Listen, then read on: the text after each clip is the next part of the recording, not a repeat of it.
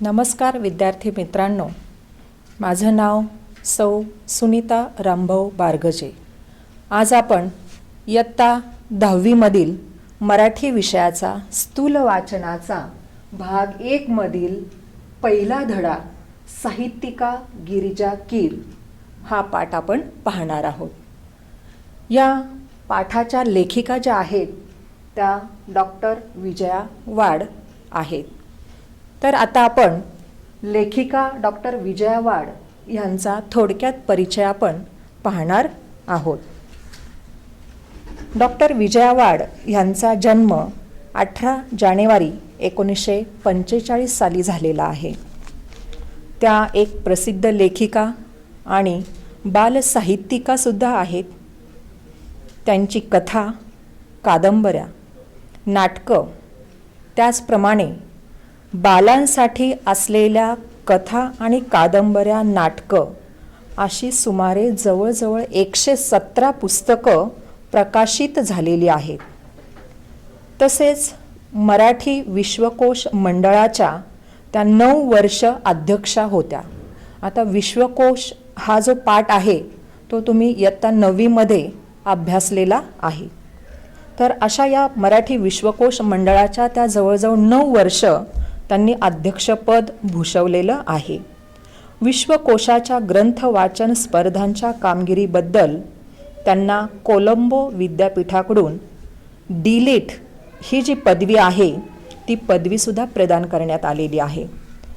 तसेच साहित्य क्षेत्रामधील महाराष्ट्र राज्य पुरस्कार, महाराष्ट्र साहित्य परिषदेचा पुरस्कार, शिक्षण क्षेत्रामध्ये असलेला जिजामाता पुरस्कार यासह अशा वेगवेगळ्या जवळजवळ 95 पुरस्कारांनी त्यांना सन्मानित करण्यात आलेलं आहे। सन 2007 साली सांगली या ठिकाणी झालेल्या मराठी बालकुमार साहित्य संमेलन त्याच्या त्या अध्यक्षा म्हणून पण होत्या। त्यांचे अंतरंग, अभिनेत्री, अक्षांश रेखांश या कादंबऱ्या प्रकाशित झालेल्या आहेत। आपली माणसं, ऋणानुबंध, गप्पा गोष्टी, हृदयस्पर्शी हे कथासंग्रहसुद्धा त्यांचे प्रकाशित आहेत। एक हिरवी गोष्ट, तिची कहाणी, त्या तिघी ही नाटकंसुद्धा त्यांची प्रसिद्ध आहेत। त्याचप्रमाणे झिपरी, बिट्टीच्या 12 बाता या कादंबऱ्यासुद्धा प्रकाशित झालेल्या आहेत। उत्तम कथा, अद्भुत जगाच्या सफरीवर, गोष्टी घ्या गोष्टी या बालकथा प्रकाशित झालेल्या आहेत। बालकथा म्हणजे लहान मुलांसाठी तयार केलेल्या त्या कथा आहेत। चिंगू चिंगम, 2 मित्र, बंडू बॉक्सर ही काही बालनाटकंसुद्धा या लेखिकेची प्रसिद्ध आहेत। ह्या डॉक्टर विजया वाड ज्या आहेत त्या मुळातच शिक्षिका होत्या। त्यामुळं त्यांनी या शैक्षणिक क्षेत्रामध्ये असताना अनेक प्रकारचे त्यांनी उपक्रमसुद्धा राबवलेले आहेत। आणि विद्यार्थी मित्रांनो, तुम्हाला कदाचित माहिती नसेल पण आपल्या मराठी अभिनेत्री ज्या आहेत निशिगंधा वाड यांच्या त्या विजया वाड या आई आहेत। आता हा आपण लेखिका डॉक्टर विजया वाड यांचा परिचय पाहिला। आता आपण बालसाहित्यिका गिरिजा कीर यांचा सुद्धा आपण परिचय करून घेणार आहोत।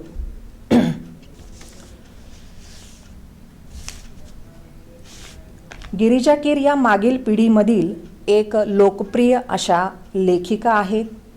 प्रसन्न प्रासादिक लेखनशैली असलेलं त्यांचं लेखनाचं खास वैशिष्ट्य आपल्याला सांगता येईल। काही नावं ही वलयांकित असतात तर काही हृदयांकित असतात असं या आपल्या पाठामध्ये परिचयामध्ये सांगितलेलं आहे। आता बघा मुलांनो, वलयांकित याचा अर्थ काय तर बालसाहित्यिका गिरिजा कीर यांनी जे काही साहित्य लेखन केलेलं आहे त्या साहित्य लेखनाकडे आकर्षित होणं म्हणजे वलयांकित, आणि काही हृदयांकित असतात। आता हृदयांकित याचा अर्थ काय तर गिरिजा कीर यांनी जे काही लेखन केलेलं आहे ते त्यांनी केलेलं लेखन वाचकाच्या हृदयापर्यंत जाऊन पोहोचणे त्याला म्हणायचं हृदयांकित. गिरिजा कीर हे नाव मात्र वलयांकित असूनही हृदयांकित आहे, कारण त्यांच्या लेखन प्रवासाला माणुसकीची किनार आहे. म्हणजे त्यांनी जे काही विपुल असं लेखन केलेलं आहे त्याच्यामध्ये आपल्याला माणुसकीचं जे काही वर्णन आहे, माणुसकीचं दर्शन आपल्याला त्याच्यामध्ये पाहायला मिळतंय. तसेच दैनिके, मासिके, नियतकालिकं, पुस्तकं, आकाशवाणी, चित्रवाणी अशा सर्व माध्यमांमधून लीलया संचार करणाऱ्या या बालसाहित्यिका आहेत. आता लीलया म्हणजे सहजपणे संचार करणाऱ्या, वावरणाऱ्या अशा ह्या बालसाहित्यिका गिरिजा कीर आहेत. उत्तम कथाकथनाने मने जिंकणाऱ्या या लेखिका आहेत. म्हणजे त्यांनी जे काही कथनं तयार केलेली आहेत त्यामुळे वाचकांची मनं त्यांनी जिंकलेली आहेत. म्हणजे कथाकथन असं असलं पाहिजे की ते कथा वाचल्यानंतर ती उत्सुकता आपल्याला लागून राहिली पाहिजे की पुढे आता काय होणार आहे. तर अशी ही कथाकथनाने मने जिंकणाऱ्या अशा या बालसाहित्यिका गिरिजा कीर आहेत. आता हा जो पाठ आहे या पाठामध्ये गिरिजा कीर यांची असलेली काही नाटिका आहेत, काही चरित्र आहेत, कथासंग्रह आहेत, बालसाहित्य यांची ही विजया वाड यांनी अगदी रसास्वादाच्या अंगाने ओळख करून दिलेली आहे. आता बघा, मग 10वीला हा पाठ घेण्याचं कारण काय आहे. तर या साहित्यकृतीकडे म्हणजे सर्वांचाच या साहित्यकृतीकडे बघण्याचा जो आस्वादात्मक दृष्टिकोन जो आहे तो विकसित होण्याच्या दृष्टीने, म्हणजे तो विकसित व्हावा यासाठी इयत्ता 10वीला तुमच्यासाठी हा पाठ यामध्ये हा समाविष्ट करण्यात आलेला आहे. आता बघा, आपल्याला एखादी गोष्ट आवडली किंवा आवडली नाही, म्हणजे सगळ्यांनाच सगळ्या गोष्टी आवडतात असं नाही आहे. तीच गोष्ट कोणाला आवडेल किंवा कोणाला आवडणार पण नाही. तर त्या आवडीनिवडीचं जे काही विश्लेषण आहे ते आपल्याला करता यायला हवं. आणि त्या गोष्टीच्या ज्या काही चांगले गुण असतील किंवा त्यामध्ये जे काही दोषही असतील त्याचं विवेचन आपल्याला करता यायला हवं. म्हणजे त्याचं स्पष्टीकरण आपल्याला देता यायला हवं की ही गोष्ट का चांगली आहे किंवा का वाईट आहे किंवा त्याच्यामध्ये दोष कोणते आहेत. ह्या दोषांचं, गुणांचं आपल्याला विवेचन करता यायला हवं. आता एखादं पुस्तक तुम्हाला खूप आवडलं तर त्यातल्या कोणत्या गोष्टी आवडल्या हे मांडणं म्हणजेच त्याला काय म्हणायचं, रसास्वाद. आता एखादी गोष्ट आवडण्याचं किंवा न आवडण्याचं चिकित्सक अभ्यासपूर्ण विश्लेषण म्हणजेच त्याला समीक्षा असं म्हटलेलं आहे. आणि कोणत्याही साहित्यकृतीची किंवा या कलाकृतीची समीक्षा करण्याची पहिली पायरी म्हणजे ती जी कलाकृती आहे त्या कलाकृतीचा किंवा त्या साहित्यकृतीचा रसास्वाद घेणे. मग आता हा रसास्वाद म्हणजे काय, तर त्यालाच दुसरा शब्द आस्वाद असा आहे. चला तर मग आपण रसास्वाद म्हणजे काय हे थोडंसं मी स्पष्टीकरण तुम्हाला देणार आहे. आता रसास्वाद ह्यालाच मी आत्ताच तुम्हाला सांगितल्याप्रमाणे दुसरा शब्द आहे त्याला आस्वाद घेणे. आता बघा मुलांनो, तुम्ही एखादं नाटक पाहता किंवा सिनेमा पाहता किंवा टी व्हीवर वेगवेगळे कार्यक्रम असतात, ते कार्यक्रम तुम्ही पाहता, काही गाणीसुद्धा तुम्ही ऐकत असता. म्हणजे ह्या ज्या सगळ्या आहेत ह्या सगळ्या कलाकृतीच आहेत. पण ह्याच्यापैकी बरेच कार्यक्रम जे आहेत ते आपल्याला खूप आवडतात. मग आपण काय करतो, समजा एखादा सिनेमा आहे, तो सिनेमा जर तुम्हाला आवडलेला असेल किंवा ती जी कथा आहे त्या कथेविषयी जे काय असेल ते आपण काय करतो, आपली जी मित्रमंडळी आहे त्या मित्रमंडळींमध्ये अगदी भरभरून बोलत असतो. म्हणजे एवढं बोलतो की त्याच्यामध्ये चांगलं काय आहे तेच आपण नेहमी सांगण्याचा प्रयत्न त्या मुलांना किंवा इतरांना आपण करत असतो. त्याचं कारण म्हणजे ती जी कथा आहे किंवा तो जो भाग आहे तो सुद्धा इतरांनी पाहावा हाच त्याच्या मागचा एक आपला हेतू असतो. आणि म्हणून आपण ती कथा किंवा तो जो भाग असेल, सिनेमा असेल, गाणं असेल, जे काय असेल ते अगदी इतरांना रंगवून रंगवून सांगण्याचा आपण प्रयत्न करत असतो. म्हणजे आपण काय केलं या ठिकाणी, आपण अगोदर तो सिनेमा पाहिला, तो समजून घेतला, त्या सिनेमामध्ये चांगलं काय आहे ते सुद्धा ओळखलं आणि तेच आपण जे काय आपल्याला समजलं ते आपण दुसऱ्याला सांगितलं, यालाच रसास्वाद असे म्हणतात. चला तर आता आपण हे जे रसास्वाद आहे, हे रसास्वाद करत असताना त्याचे सुद्धा काही मुद्दे आपण लक्षात घ्यायला हवेत. आता रसग्रहण करा म्हणजे रसास्वाद हा जो प्रश्न आहे, हा प्रश्न तुमच्या पाठामध्ये समाविष्ट केलेला आहे. मग ह्या वेळेला कोणकोणते मुद्दे आपण लक्षात घ्यायला पाहिजे? तर सगळ्यात पहिला मुद्दा म्हणजे पुस्तकाचा वाङ्मय प्रकार कोणता आहे. म्हणजे ज्या कवितेचं किंवा ज्या काही गोष्टीचं, ज्या पुस्तकाचं तुम्हाला रसास्वाद रसग्रहण करा असं म्हटलेलं असेल, त्यावेळेला तिथे सगळ्यात पहिलं म्हणजे त्या पुस्तकाचा वाङ्मय प्रकार कोणता आहे हे आधी आपण लक्षात घ्यायला पाहिजे. मग आता वाङ्मय प्रकार म्हणजे काय? तर जे काय आपण वाचन केलेलं आहे, मग ती कथा आहे, कादंबरी आहे, नाटक आहे का प्रवास वर्णन आहे का बालसाहित्य आहे, हा वाङ्मय प्रकार आहे. मग ह्याच्यापैकी कोणता वाङ्मय प्रकार आहे ते आपल्याला ओळखता आलं पाहिजे. दुसरा मुद्दा म्हणजे पुस्तकातील व्यक्तिरेखा आणि त्यांच्या स्वभावातील भारावून टाकणारे विशेष हे आपल्याला ओळखता यायला हवेत. मग आता व्यक्तिरेखा म्हणजे काय? तर त्या पुस्तकामध्ये असलेली जी पात्र आहेत, ती पात्र कोणकोणती आहेत, त्या पात्रामधील जे काही आहेत त्यांचा स्वभाव कोणता आहे, ते आपल्याला भारावून टाकणारे त्यांच्यामध्ये असलेले विशेष गुण जे काय आहेत ते आपल्याला ओळखता यायला हवेत. तिसरा मुद्दा म्हणजे व्यक्तिरेखा सहजपणे फुलल्या की बारकावे कृत्रिमपणे टिपले आहेत. म्हणजे ही जी व्यक्तिरेखा आहे, जी पात्र आहेत, ते सहजपणे त्याच्यामध्ये त्यांचं स्वतःचं जे काही काम आहे, म्हणजे त्यांची जी काही भूमिका आहे ती सहजपणे निभावून नेतात की अगदी कृत्रिमपणे म्हणजे ओढून ताणून ती त्या ठिकाणी मांडण्याचा प्रयत्न करतात. हे जे बारकावे आहेत हे सुद्धा आपल्याला टिपता यायला हवं. चौथा मुद्दा म्हणजे कथानक आकर्षक आणि उत्कंठावर्धक आहे का. आता हे जे काय तुम्ही कथानक वाचता तर ते आकर्षक म्हणजे खेचून घेणारं, म्हणजे ते तुम्हाला वाचावंसं वाटतंय की नाही. म्हणजे एखादं पुस्तक बघा आपण वाचायला घेतलं की ते एवढं आकर्षक म्हणजे ते वाचावंसंच वाटतं आपल्याला, ते पुस्तक खाली ठेवूच नये असंच आपल्याला वाटत राहतं. आणि उत्कंठावर्धक म्हणजे एक पान वाचल्यानंतर आता पुढच्या पानावर काय असेल, तिसऱ्या पानावर काय असेल, चौथ्या पानावर काय असेल, मग पुढे काय होईल, ही जी उत्कंठा आपल्याला लागून राहते त्यालाच उत्कंठावर्धक असं म्हणायचं. पाचवा मुद्दा म्हणजे काव्यसंग्रह जर असेल तर त्या कवितांचे भावसौंदर्य, विचार सौंदर्य आणि अर्थसौंदर्य कशातून जाणवते ते आपल्याला त्याच्यातून स्पष्ट करता आलं पाहिजे. आणि ह्या प्रकारचा प्रश्न तुम्हाला विचारला जातो की एखादी कविता असेल तर त्या कवितेमध्ये स्पष्ट होणारे भावसौंदर्य, विचार सौंदर्य, अर्थसौंदर्य लिहा, अशा प्रकारचा प्रश्न पण तुम्हाला विचारला जातो.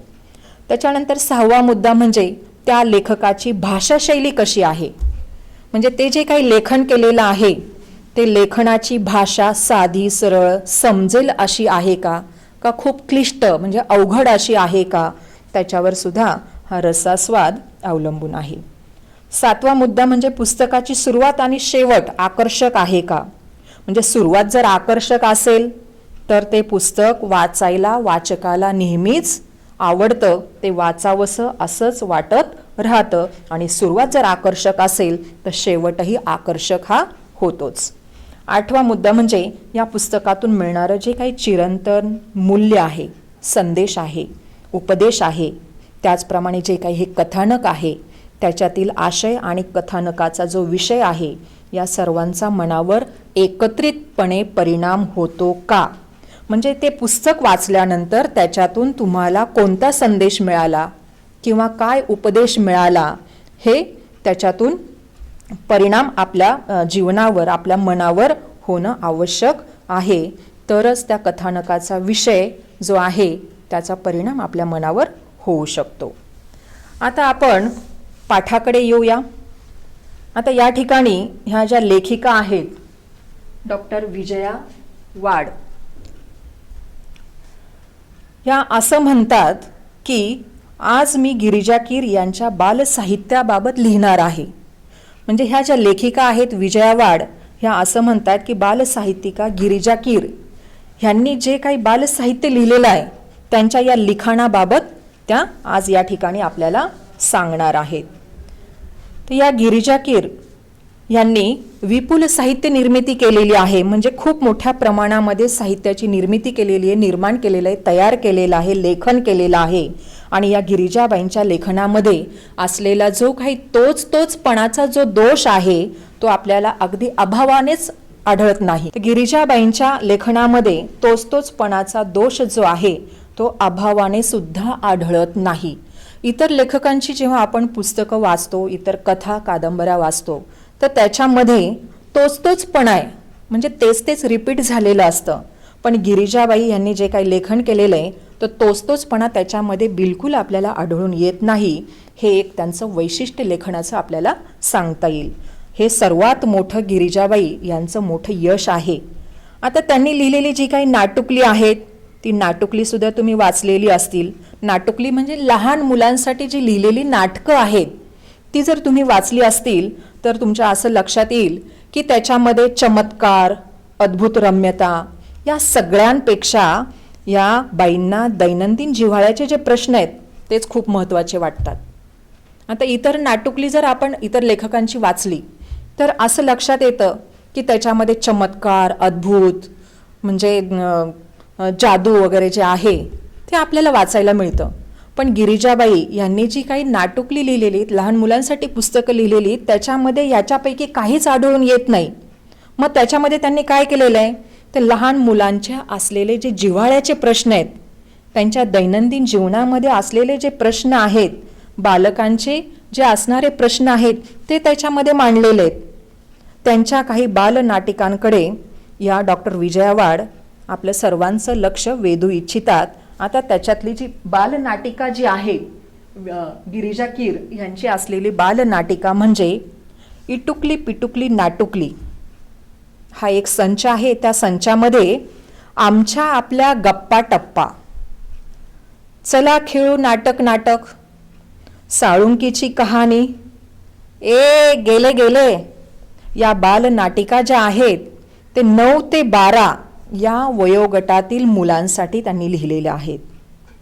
म्हणजे 9 ते 12 वयोगट जो आहे तर या वयोगटातल्या मुलांना नेमकं काय हवं असतं ह्याचा विचार करून त्यांनी ह्या बालनाटिकांमध्ये त्यांनी त्याचा उल्लेख केलेला आहे. तशा प्रकारची निर्मिती त्या लेखनामध्ये त्यांनी केलेली आहे. कारण प्रत्येक वयोगटातील मुलांच्या ज्या काही गरजा असतात त्या वेगवेगळ्या असतात, त्यांची विचारसरणी जी आहे ती वेगवेगळी असती आणि हे सर्व गिरिजा कीर ह्यांच्या या बालनाटिकांमधून आपल्याला पाहायला मिळतात.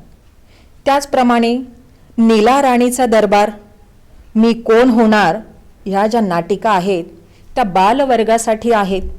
आता बालवर्गासाठी सुद्धा काय आवश्यक आहे, त्या बालवर्गाला काय अपेक्षित आहे त्याप्रमाणे त्यांनी लेखन त्याच्यामध्ये केलेलं आहे. म्हणजे हे बालवर्गासाठी असलेलं बालनाटिकांचं विशेष महत्त्व त्या ठिकाणी वाटतं. कारण हे जे नाव आहे हे पूर्णतः म्हणजे हे जे बालवर्ग आहे हा पूर्णपणे जवळजवळ दुर्लक्षित असाच आहे. कारण आपण कथा कादंबऱ्या पाहतो तर ह्या जवळपास इतरांनी लिहिलेल्या, इतर लेखकांनी लिहिलेल्या ज्या आहेत त्या मोठ्या माणसांसाठी किंवा मोठ्या वयोगटातील लोकांसाठी लिहिलेल्या असतात. पण बालवर्गाकडे मात्र जवळपास सगळ्यांचं दुर्लक्षच असतं. पण गिरिजा कीर यांनी मात्र आवर्जून त्या बालवर्गासाठी अनेक पुस्तकं लिहिलेली आहेत. पुण्याच्या रजनी परांजपे ह्या ज्या आहेत ह्या बालवर्गासाठी साधी सोपी जोडाक्षर विरहित म्हणजे जोडाक्षर नसलेली अगदी साधी शब्द की त्या मुलांना सहजपणे वाचता येतील अशी पुस्तकं प्रकल्प म्हणून त्या तयार करून घेतात. आता त्यांचा हा जो प्रयत्न आहे तो स्तुत्य असाच आहे आणि ह्या प्रयत्नांना गिरिजाबाईंची ही जी बालनाटकं आहेत ती नक्की साथच देतात. आता या ठिकाणी डॉक्टर विजया वाड असं म्हणतात की गिरिजा कीर यांची जी बालनाटिका आहे ती आवडलेली एक बालनाटिका आहे. तिचा विशेष उल्लेख या पाठामध्ये त्या करतात आणि ती बालनाटिका म्हणजे एक अर्ज आहे बाप्पा. बघा, नाव पण तुम्हाला कसं अगदी वेगळं वाटतंय. कधी हे नाव आपण ऐकलं पण नसेल किंवा विचार पण केला नसेल. तर एक अर्ज आहे बाप्पा ही बालनाटिका डॉक्टर विजया वाड यांना आवडलेली आहे आणि ही जी कथा आहे ही सुजाता आणि सदानंद यांच्या घरामध्ये घडणारी ही कथा आहे. आता बघा, आपण देवाकडे काय करतो? प्रार्थना करतो. आपण सगळेच प्रार्थना करतो. काय म्हणतो? परीक्षा असेल तर देवा मला पास कर, माझं चांगलं होऊ दे, मला आरोग्य मिळू दे, अशा आपण प्रार्थना करतो. पण हे नाव ऐकून जरा वेगळंच वाटतंय. ह्या लहान मुलांनी काय केलंय? हे सगळे लहान मुलं एकत्र आलीत आणि त्यांनी एक बाप्पासाठी अर्जच लिहिलेला आहे, लेखी अर्ज. कारण घरातली मोठी माणसं जी आहेत ती त्यावेळेला बाहेर गेलीत आणि आपली तक्रार आता मांडणार कोणाकडे? मोठी माणसं तर आपली तक्रार ऐकून घेतच नाहीत, सारखी आपल्याला रागवत असतात. हे करू नको, ते करू नको, असं कर, तसं कर, सारखी बोलत असतात. मग आपलं जे म्हणणं आहे ते आपण सांगायचं कोणाकडे? तर ह्या लहान मुलांना सुचलेली ही एक कल्पना आहे की ते बाप्पाला सरळ सरळ अर्ज करतायत. आता अर्ज करताना त्यांचे जे प्रश्न आहेत ते प्रश्न या ठिकाणी सांगितलेत बघा. एक मुलगी काय म्हणते? मला शिफॉनची साडी जी आहे ती साडी मला नेसायला मिळाली पाहिजे. बघा मुलींनो, तुम्ही सुद्धा लहान असताना तुम्हालाही कधीतरी असं वाटलंच असेल की आईची छान अशी साडी आपण नेसावी, आपणही आईसारखं सुंदर दिसावं, नटावं. पण तसं काही होत नाही. आपल्याला एवढ्या लहान वयामध्ये कोणी साडी वगैरे नेसायला काही देत नाही. म्हणून तिची तक्रार आहे, मुलींची तक्रार आहे की मला आईची शिफॉनची साडी नेसायला मिळाली पाहिजे. त्याच्यानंतर काही मुलं असं म्हणतायत की आई बाबा शेजारी या मोठ्यांचं बॉसिंग काही त्यांना सहन होत नाहीये. बॉसिंग म्हणजे अधिकार गाजवणं जे आहेत. मोठी माणसं लहान मुलांवर नेहमी अधिकार गाजवतात. म्हणजे ती मोठी माणसं सांगतील तसंच झालं पाहिजे, मुलांनी तसंच वागलं पाहिजे. बस म्हटलं की बसला पाहिजे, अभ्यास कर म्हटलं की अभ्यास केलाच पाहिजे. पण नेहमी नेहमी हे मुलांना नको असतं, काहीतरी वेगळं हवं असतं, त्यांना स्वतःच्या मनाप्रमाणे वागायला हवं असतं. मग ह्या मुलांना बॉसिंगसुद्धा सहन होत नाही. ही तक्रारसुद्धा त्यांनी त्या अर्जामध्ये मांडलेली आहे. म्हणजे अशा प्रकारे तक्रारीचा पाढाच या मुलांनी बाप्पापुढे वाचून दाखवलेला आहे, लिहिलेला आहे. मग देव नक्की प्रसन्न होईल आणि मग आपल्या ह्या ज्या तक्रारी आहेत त्या तक्रारींवर काहीतरी तोडगा निघेल, आपली ही अडचण बाप्पा नक्की सोडवेल असं या मुलांना वाटू लागतं. म्हणजे या प्रसंगामध्ये गंमत आहे बघा. या नाटिकेला मुलांच्या मनाच्या ज्या खिडक्या आहेत त्या मनाच्या खिडक्या उघडण्याचं कौशल्य लाभलेलं आहे. छोटे मोठे सारेच या नाटिकेच्या प्रयोगामध्ये रंगून जातील. नाटकाला जे काही दृश्य परिणाम असायला हवं ते गिरिजाबाईंच्या नाटकामध्ये आपल्याला प्रभावीपणे दिसून येते. म्हणजे मोजक्याच पात्रामधून जिवंत दृश्य साकार करणं आणि ह्या बालप्रेक्षकांची मनं जी आहेत ती बालप्रेक्षकांची मनं जिंकणं ही तशी खूप अवघड बाब आहे. पण गिरिजाबाई यांनी ती अगदी लीलयाच पेललेली आहेत. लीलया म्हणजे अगदी सहजपणे त्यांनी ती पेललेली आहे. त्यांच्या लेखनामधून आपल्याला ती सहजपणे वाचायला मिळतात, पाहायला मिळतात. बघा, आता आपण गिरिजाबाईंच्या बालांसाठी असलेल्या ज्या काही इतर साहित्य कृती आहेत तर ह्या इतर साहित्य कृतींकडे पण आपण वळणार आहोत. म्हणजे त्यांच्यावर संस्कारक्षम असलेली जी काही पुस्तकं आहेत ती सुद्धा गिरिजाबाई यांनी लिहिलेली आहेत. म्हणजे फक्त कथा, नाटक, सिनेमा वगैरे हे नाही आहे त्यांनी तयार केलेलं, तर मुलांवर संस्कार सुद्धा व्हायला हवेत. म्हणून अशी संस्कारक्षम पुस्तकं सुद्धा त्यांनी लिहिलेली हवीत, की अशी ही संस्कारक्षम पुस्तकं वाचून सुद्धा त्यांचं जे चरित्र आहे ते वाचून मुलांवर संस्कार व्हावेत, मुलांनी सुद्धा त्या पद्धतीने उद्याचे नागरिक ते आहेत, त्यामुळं त्यांनी सुद्धा देशाचे चांगले नागरिक व्हावं या उद्देशाने ही चरित्रात्मक पुस्तकं, संस्कारक्षम पुस्तकं सुद्धा त्यांनी लिहिलेली आहेत. तर त्याच्यामध्ये त्यांनी काय सांगितलेलं आहे की पुण्यश्लोक अहिल्याबाई होळकर, पुण्यश्लोक म्हणजे सुप्रसिद्ध असलेल्या, अलोट अशी कीर्ती मिळवलेल्या या पुण्यश्लोक अहिल्याबाई होळकर, तपस्विनी अनुताई वाघ, शिक्षणव्रती ताराबाई मोडक. आता अनुताई वाघ हा जो पाठ आहे, मला वाटतं इयत्ता 9वी मध्ये मराठीच्या पुस्तकामध्ये एक होती समई याच्यामध्ये अनुताई वाघ यांनी जे काही कार्य केलेलं आहे त्याचा उल्लेख त्याच्यामध्ये आलेला आहे. संत गाडगेबाबा, महात्मा ज्योतिबा फुले अशी सुंदर सुंदर चरित्र गिरिजाबाई यांनी लिहिलेली आहेत. मग त्यांच्यामध्ये असलेली जी काही सामाजिक बांधिलकीची जी भावना आहे ती भावना जणू काही ह्या मुलांच्या हृदयालाच साद घालते. म्हणजे या मुलांच्या भावना ज्या आहेत त्या भावना जाग्या केलेल्या आहेत, त्या भावनेला आवाहन त्यांनी त्याच्यामधून केलेलं आहे. म्हणजे थोरांनी केलेलं जे कार्य आहे ते पुढे असंच हा वारसा चालू राहिला पाहिजे, हे पुढं कार्य असंच चालू राहिलं पाहिजे, त्यांचं स्मारक तरच योग्य ठरेल असं त्यांना या ठिकाणी म्हणायचंय. आता ही जी चरित्र त्यांनी लिहिलेली आहेत या प्रत्येकाचा आपण जरा थोडक्यात परिचय करून घेणार आहोत.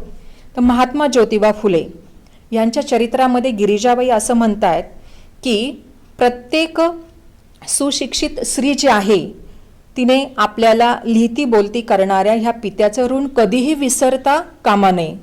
कारण महात्मा ज्योतिबा फुले यांनी प्रथम स्वतःच्या पत्नी सावित्रीबाई फुले यांना शिक्षण दिलं आणि सावित्रीबाई फुले यांनी मुलींना शिक्षण दिलं.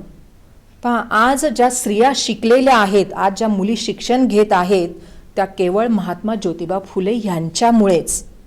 जर त्यांनी आपल्या पत्नीला शिकवलं नसतं, त्यांनी हे शिक्षणाचं व्रत, स्त्रियांना सुशिक्षित करण्याचं जे व्रत आहे ते जर त्यांनी हाती घेतलं नसतं तर आज स्त्रिया शिकलेल्या आपल्याला पाहायला मिळाल्या नसत्या. आज आपण पाहतोय ह्यांच्यामुळे स्त्रिया शिक्षण घेत आहेत, मुलीसुद्धा शिक्षण घेत आहेत, त्यामुळं उच्च पदावर सर्वच क्षेत्रामध्ये स्त्रिया आपल्याला उत्तुंग शिखर गाठलेल्या पाहायला मिळत आहेत. म्हणून त्यांचं ऋण जे आहे ते आपण कधीही विसरता कामा नये.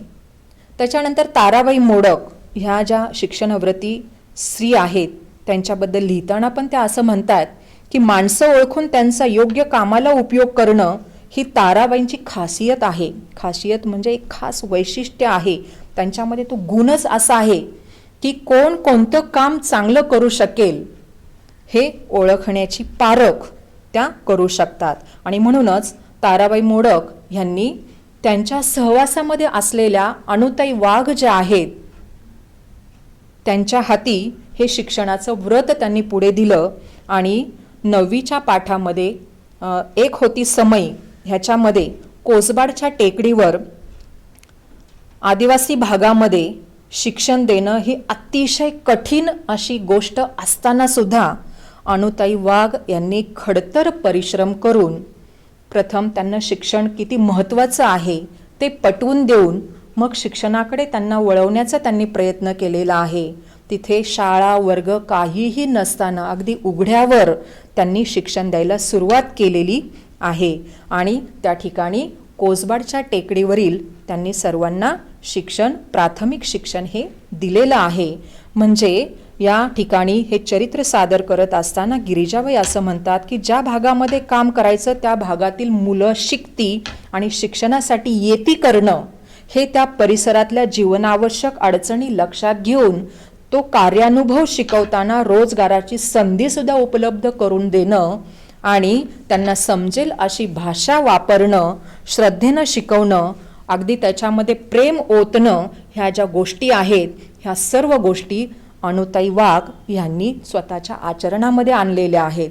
कारण कोसबाडच्या टेकडीवरील आदिवासी लोकांना शिकवणं ही खरंच खडतर आणि कठीण अशी गोष्ट असताना सुद्धा त्यांनी त्या ठिकाणी आधी रोजगार उपलब्ध करून दिला. ते कशा प्रकारे त्या ठिकाणी त्यांचा रोजगारसुद्धा बंद होणार नाही आणि शिक्षणही घेता येईल आणि शिक्षणाचा फायदा त्यांना काय होणार आहे वगैरे जे अवघड कठीण असलेलं काम त्यांनी त्या ठिकाणी सहजपणे शक्य करून दाखवलेलं आहे. त्या ठिकाणी त्यांनी हार मानलेली नाही. म्हणजे जन्मभर ते कार्य पुढे नेण्यासाठी सळसळत्या रक्ताची ही तरुण मुलं जर आहेत तर ही तरुण मुलंसुद्धा अशीच पुढे येवोत तरच काय होणार आहे, अनुताईंचं खरं स्मारक ठरणार आहे. म्हणून संस्कारक्षम पुस्तकंसुद्धा गिरिजाबाई यांनी लिहिलेली आहेत की जेणेकरून या मुलांनासुद्धा त्यांचा आदर्श त्यांच्या डोळ्यापुढे ठेवून त्यांनाही हे कार्य करण्यासाठी प्रोत्साहन मिळेल. तसेच संत गाडगेबाबा ह्यांचासुद्धा उल्लेख या पाठामध्ये केलेला आहे. आता संत गाडगेबाबा ह्यांनी स्वच्छतेचं महत्त्व जे आहे ते महत्त्व त्यांनी सांगितलेलं आहे. पण त्यांनी फक्त महत्त्व सांगितलेलं नाही आहे, तर त्यासाठी त्यांनी स्वतः हातामध्ये झाडू घेतलेला आहे आणि ग्राम स्वच्छता जी आहे ती आधी स्वतः केलेली आहे. म्हणजे फक्त सांगितले आणि केले असं नाही आहे, तर आधी स्वतः केले आणि मग जगाला सांगितले हे त्याच्यातून आपल्याला पाहायला मिळते. म्हणजे आधी त्यांनी स्वतः स्वच्छता केली, स्वतः हातामध्ये झाडू घेतला आणि मग इतरांना त्यांनी त्याचं महत्त्व पटवून सांगितलेलं आहे. म्हणजे अशा प्रकारे विभूती लावून ध्यानस्थ बसावं सुद्धा लागत नाही त्याच्यासाठी, किंवा पहाडामध्ये निघून सुद्धा जावं लागत नाही. लोकांमध्ये राहून लोकजागृती कशी करावी हे मात्र त्यांच्या या कार्यामधून संत गाडगेबाबा यांनी दाखवून दिलेलं आहे. आणि म्हणूनच संत गाडगेबाबा यांना महान संत असं म्हटलेलं आहे.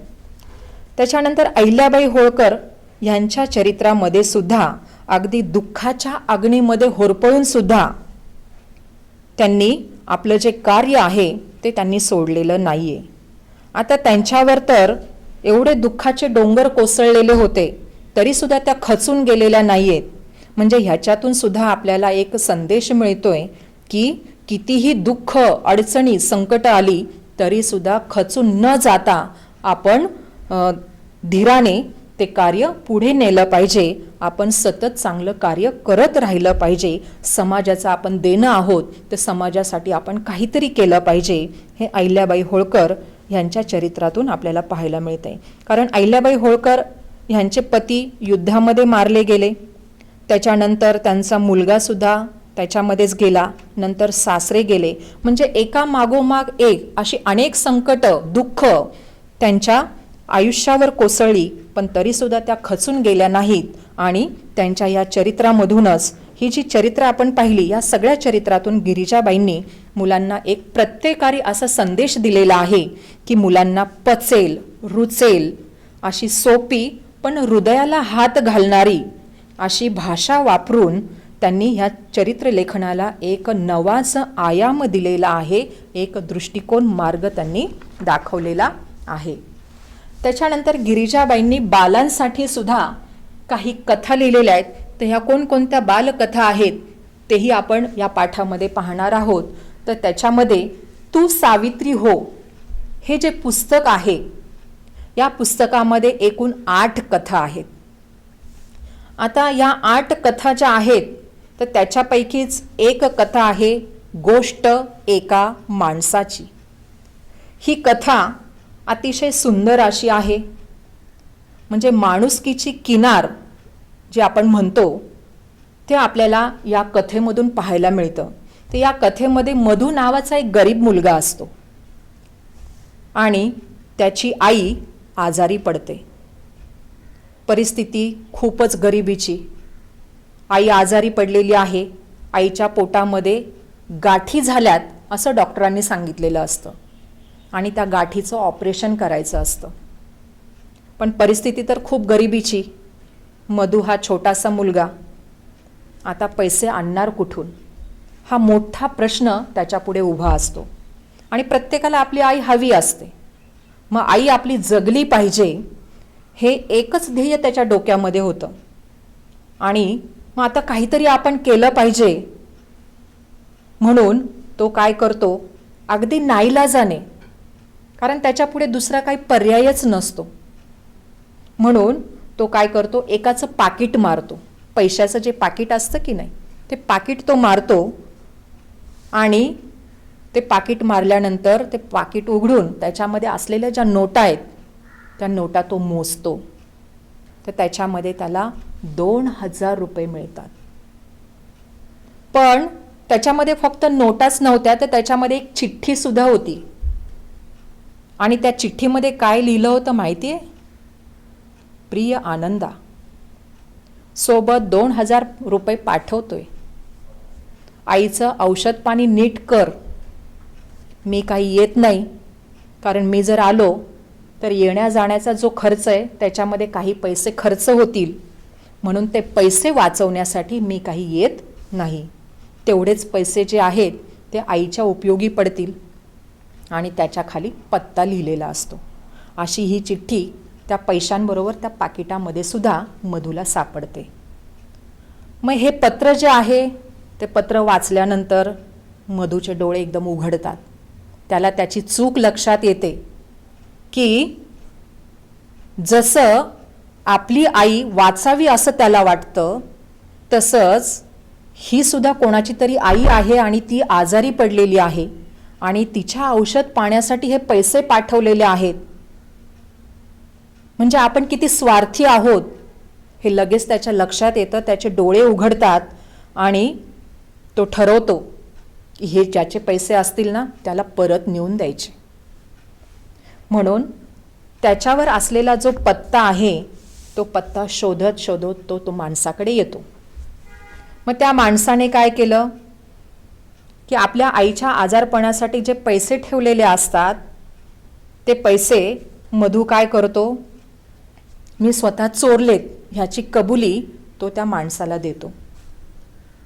पण तो जो मनुष्य आहे तो मनुष्यसुद्धा त्याला म्हणतो की राहू दे मधू, हे पैसे तुझ्याकडेच ठेव. तुझ्या आईच्या ऑपरेशनसाठी ते उपयोगाला येतील. मी आता या पैशाचं काय करू? कारण त्याला काहीच कळेना मधूला की हा असा का म्हणतोय. पण नंतर जेव्हा मधूने असं विचारलं तेव्हा त्या माणसाने उत्तर दिलं की माझी आई तर आता गेली, किमान तुझी आई तरी वाचेल. म्हणजे तुझ्या आईच्या रूपाने मला माझी आई दिसेल, म्हणून तुझ्या आईला तरी हे पैसे उपयोगी येतील, म्हणून हे पैसे आता तुझ्याकडेच ठेव आणि तुझ्या आईचा उपचार तू कर. म्हणजे याच्यामध्ये माणुसकीची किनार आपल्याला पाहायला मिळते. माणुसकीचं दर्शन आपल्याला त्या कथेमधून पाहायला मिळतं. त्याच्यानंतर अजून एक कथा आहे, फुलं फुलवणारा म्हातारा. आता या पुस्तकामध्ये असलेली ही पहिलीच कथा जी आहे ती सुरेख आहे. त्याच्यामध्ये खूप चमत्कार असले तरीसुद्धा ही जी कथा आहे फुलं फुलवणारा म्हातारा ही जपानी कथा आहे. पण ही जपानी कथा जरी असली तरीसुद्धा गिरिजा कीर ह्यांनी मात्र त्याचं भाषांतर केलेलं आहे आणि म्हणून त्या कथेचा फक्त या ठिकाणी उल्लेख त्यांनी केलेला आहे. त्याच्यानंतर त्यांनी काही बालकादंबऱ्यासुद्धा लिहिलेल्या आहेत. मग ह्या बालकादंबऱ्या कोणकोणत्या आहेत ते आपण पाहणार आहोत. ते गिरिजाबाईंचा झंप्या द ग्रेट, खरोखरीच ग्रेट आहे बरं का. ग्रेट म्हणजे महत्त्व असलेला. महाचळवळ्या वळवळ्या बघावं तेव्हा नसत्या उद्योगामध्ये घडलेला हा झंप्या बघता बघता बालवाचकांचा लाडका कधी होऊन जातो ते आपल्याला कळतही नाही. म्हणजे आग लागली असं वाटून आगीचा बंब बोलवण्याचं प्रकरण, म्हणजे असं वाटलं त्याला की आता आग लागलेली म्हणून ते बंब बोलवण्याचं प्रकरण त्या कथेमध्ये रंगवून सांगितलेलं आहे. तर ही जी कथा आहे झंप्या द ग्रेट, गुगलवर वगैरे सर्च करून बघा तुम्ही, किंवा तुमच्या लायब्ररीमध्ये किंवा कुठेही हे जर पुस्तक मिळालं, ही बालकादंबरी जर मिळाली तर तुम्ही जरूर ही कथा वाचा, म्हणजे त्याचा आस्वाद तुम्हाला नक्कीच घेता येईल. त्याच्यानंतर पुढची बालकादंबरी जी दिलेली आहे यडबंबू ढब्बू, ही बालकादंबरी तर खूपच मनोरंजक आहे. म्हणजे प्रत्येक लहान मूल जे आहे त्या आईचं आपण आवडतं व्हावं असंच त्यांना वाटत असतं. कोणालाही वाटतं, सगळ्यांनाच वाटतं, अगदी मोठे असोत लहान असोत. लहान मुलांचा तर अगदी अट्टाहासच असतो की मीच कसा आईचा लाडका होईल किंवा मीच कशी आईची लाडकी होईल. किती प्रयत्न करतात, आईला जे जे हवं हवं ते करत असतात, कारण मीच फक्त आईचा लाडका झालो पाहिजे. पण तसं नसतं. आईला सगळी मुलं सारखी असतात, आईला सगळीच मुलं लाडकी असतात. पण या कथे मध्ये मात्र हा ढब्बू नावाचा जो मुलगा आहे तो आईच्या प्रेमासाठी जे काही करतो ते या कथेमध्ये सांगितलेलं आहे. तर या कथेमध्ये ढब्बू हा जो मुलगा आहे तो आईला उगाचच्या उगाच असा त्रास देणारा वगैरे नसतो. तर या ढब्बूच्या ताईचा साखरपुडा असतो बघा, आणि त्यासाठी घरामध्ये मिठाई केलेली असते. आता तुम्हाला माहिती आहे, कुठं काही कार्यक्रम असला की अतिशय गरीब, की ज्यांना अन्नसुद्धा व्यवस्थित खायला मिळत नाही, अशी काही भिकारी मुलं किंवा गरीब मुलं जी आहेत ती त्या ठिकाणी अन्न मागायला येत असतात. आणि आपण काय करतो, त्यांना ते देतो सुद्धा, आपल्याला दया येते. तर अशी ही गरीब मुलं जी आहेत ती गरीब मुलं त्या ठिकाणी येतात आणि ती मुलं ती मिठाई मागू लागतात. मग ढब्बू काय करतो, त्या गरीब मुलांना नाही म्हणतो, मिठाई द्यायला तो नकार देतो. त्याचं कारणही बरोबरच होतं, कारण त्याच्या ताईचा साखरपुडा होता, एवढा मोठा कार्यक्रम, मिठाई देऊन टाकली तर मग कार्यक्रम कसा काय होणार ना. म्हणून तो मिठाई द्यायला नकार देतो, तो नाही म्हणतो. आणि हे सगळं आई ऐकते. मग आई त्या ढब्बूला म्हणते, अरे बाळा, तुकडा तुकडा देऊन टाक त्यांना, कुणाला असं दुःखी ठेवू नये, आपण सर्वांवर प्रेम करावं. म्हणजे हा सुद्धा संदेश गिरिजाबाई यांनी या बालकथांमधून कसा सांगितलेला आहे बघा. मग ढब्बू हे जे आईचा उपदेश आहे, संदेश आहे, तो लक्षात ठेवतो की कोणाला दुःखी ठेवू नये, सर्वांवर प्रेम करावं, हे तो लक्षात ठेवतो. आणि दुपारच्या वेळेला सगळेजण वामकुक्षी घेत असतात. वामकुक्षी म्हणजे दुपारची झोप. तर त्यावेळेला आईने या व्याह्यांना देण्यासाठी, म्हणजे ताईच्या सासऱ्यांना देण्यासाठी जी काही मिठाई तयार केलेली असते, ते मिठाईचं ताट हा ढब्बू काय करतो, भिकाऱ्यांना वाटतो. म्हणजे हा जो भाग आहे, हा भाग त्या कथेतला, बालकादंबरीमधला हा भाग वाचकांना आवडावा असाच आहे. तर ह्या सर्व कादंबऱ्या, कथा, बालनाटकं, हे जे काही तुम्हाला गुगलवरून किंवा नेटवरून सर्च करून किंवा एखाद्या ग्रंथालयामधून जर ही पुस्तकं तुम्हाला मिळाली तर जरूर तुम्ही वाचा. त्याच्यातून आपल्याला काही ना काहीतरी संदेश आपल्याला हा मिळतोच.